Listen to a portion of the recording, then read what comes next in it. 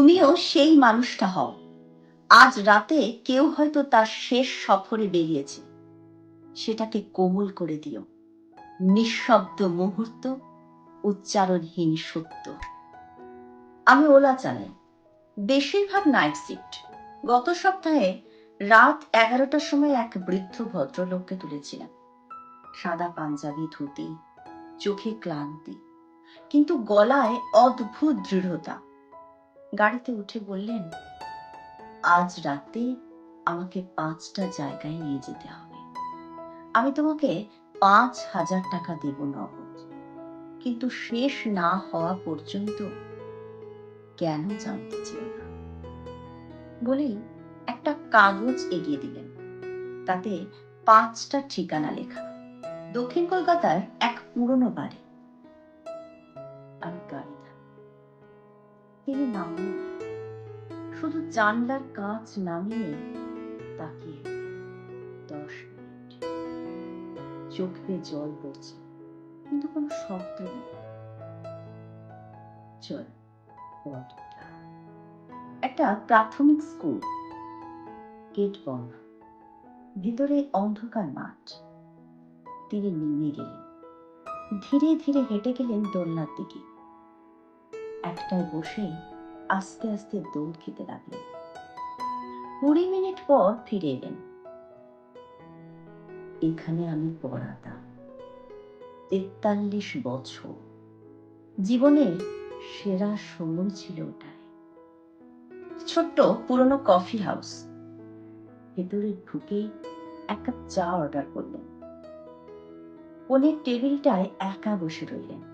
চায়ে হাতও দিলেন না, শুধু চারপাশে তাকিয়ে রইলেন।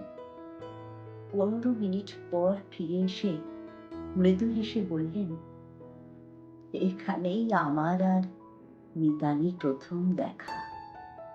1969 সাল, নিমতলা শ্মশান ঘাট।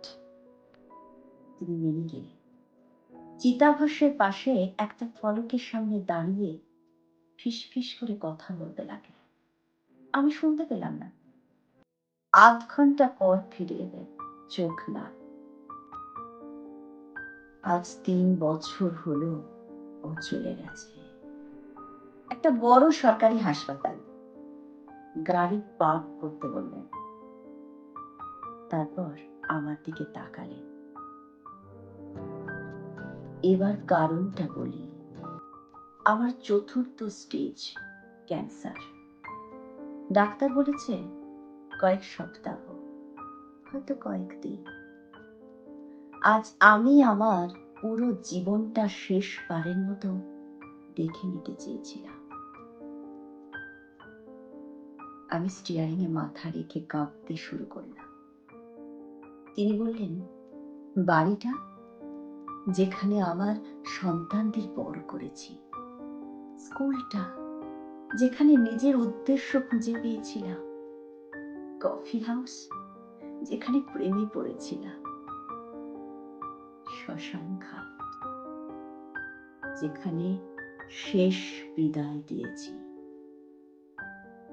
আর এই হাসপাতাল যেখানে আজ ভর্তি হব। আর বাড়ি ফেরা হবে না। তিনি আমার হাতে 5,000 টাকা গুঁজে দিলেন।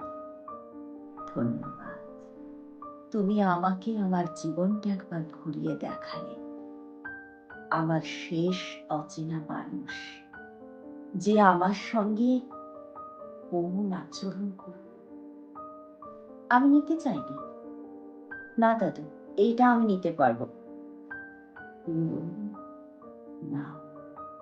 আমার কাউকে দেওয়ার নেই। ছেলেমেয়েরা কথা বলে না, বন্ধুরা। তুমি 3 ঘন্টা সময় দিয়েছ, 3 ঘন্টার মানবিকতা। তার দাম টাকার চেয়ে অনেক বড়।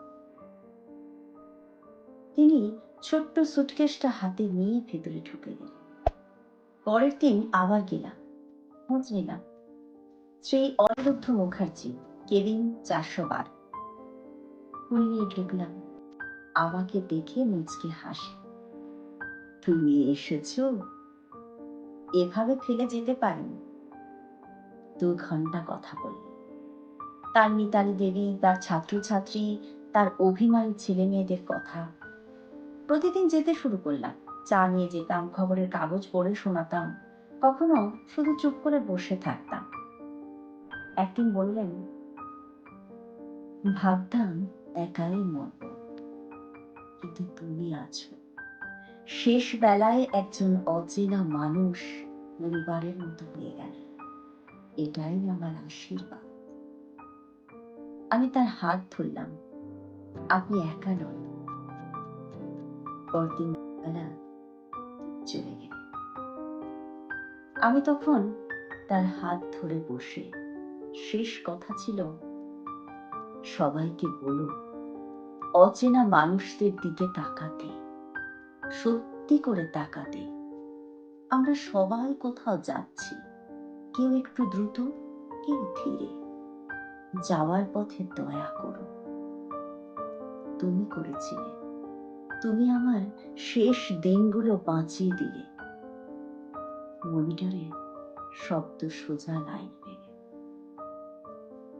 শ্মশানঘাটে তার দাহের সময় ছিল 6 জন মানুষ। আমি, 3 জন নার্স, একজন উকিল আর একজন প্রাক্তন ছাত্র। 43 বছর শিক্ষকতা, 52 বছরের দাম্পত্য, 81 বছরের জীবন, 6 জন মানুষ। আমি বলেছিলাম, অনিরুদ্ধবাবু আমাকে অনেক কিছু শিখিয়েছিলেন। প্রতিটি অচেনা মানুষ কারো না কারোর পুরো পৃথিবী। প্রতিটি যাত্রী একটা গল্প। প্রতিটি মানুষ বেঁচে আছে, রয়েছে, অপেক্ষা করছে, কেউ যেন তাকে দেখে। তিনি আমাকে 5,000 টাকা দিয়েছিলেন জীবনের পথে গাড়ি চালানোর জন্য। কিন্তু তিনি আমাকে যে শিক্ষা দিয়ে গেলেন, তার মূল্য টাকার চেয়ে অনেক বেশি। মানবিকতা অতিরিক্ত কিছু না, এটাই সবকিছু। আর সেই 5,000 টাকা আমি আজও হাত দিইনি, খরচা করিনি। কারণ প্রতিটি যাত্রী হয়তো তার শেষ সফরে বেরিয়েছে। প্রতিটা অচেনা মানুষ হয়তো শেষ বিদায় জানাচ্ছে। তাই এখন আমি অন্যভাবে গাড়ি চালাই।